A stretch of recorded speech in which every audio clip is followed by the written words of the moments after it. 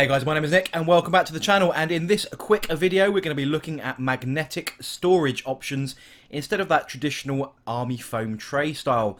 Now this is a big shout out to my good friend Richard at the Floorhammer Podcast, who in one of his recent quick tips sections in his podcast discussed this concept.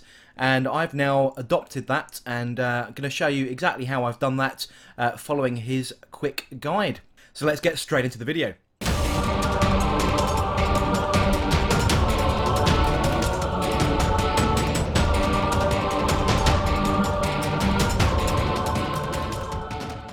So here we go then guys, the first thing we are going to need are our materials. I have a really useful box, 4 litre for this example, a magnetic sheet, some 2-part epoxy adhesive, in this case JB Weld, and some magnets that I'm going to be using on the bases of the models. The first thing we need to do is just validate that the magnetic sheet fits inside our box, and that's the whole point of this, is that this is an A4 style box and an A4 style piece of sheet. Using the adhesive, simply glue that to the bottom of your box, and then you end up with something like this. Now you can see all I've done is peel the film that comes on that magnetic sheet off, and you can see I've actually given this a little bit of a trial, which is why there's some marks on that sheet. The next thing we need to do is grab our magnets. Now I've got various sizes here. This is going to depend on the size of the model that you're going to be doing and the weight of that, so that you know that the right magnetic pull is on the base. Now in this case I am using 4mm by 3mm magnets, which fit perfectly under the Games Workshop 32 and 40mm bases. Now I've used super glue to attach these to the bottom of the bases, but again your 2-part epoxy will suffice. Now once you've done all of the models that you want to do for this, you can just simply leave them to dry, make sure that magnet is fully dry, and then attach them to the magnetic sheet.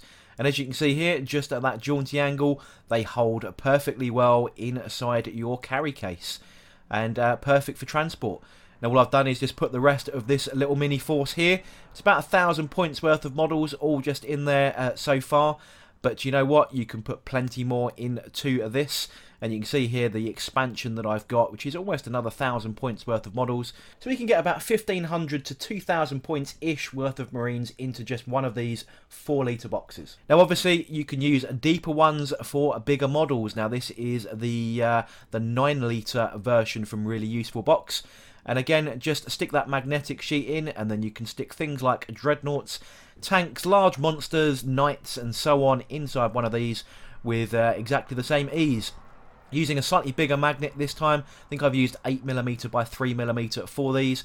Again, they fit perfectly well underneath the bases that come with these models. Fortunately, these grav tanks are based, and you can see here again, perfectly held at a nice 45-50 degree angle there, without any slippage and moving around. So you know when you stick them in your car, they're not going to wiggle around and end up smashing against each other.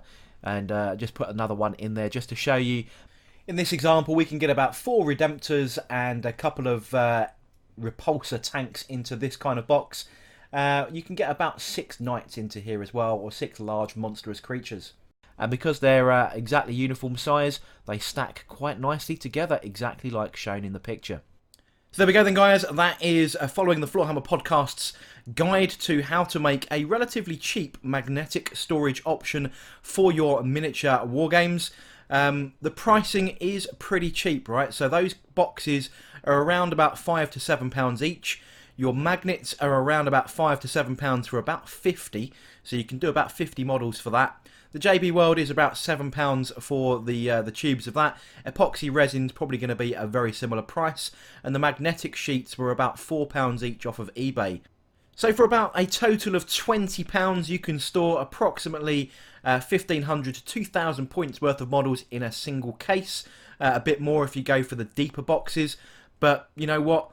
That's pretty damn cheap, and especially given how ornate models are these days, putting them in foam trays, you do end up with a lot of breakages. So things like Drakari with all their raiders and their sails that you have all over those, all the antennas that are appearing on models, all the big pointy arms and the intricate posing you get, this is going to protect your models that bit better without having to butt against all of those little rigid foam trays.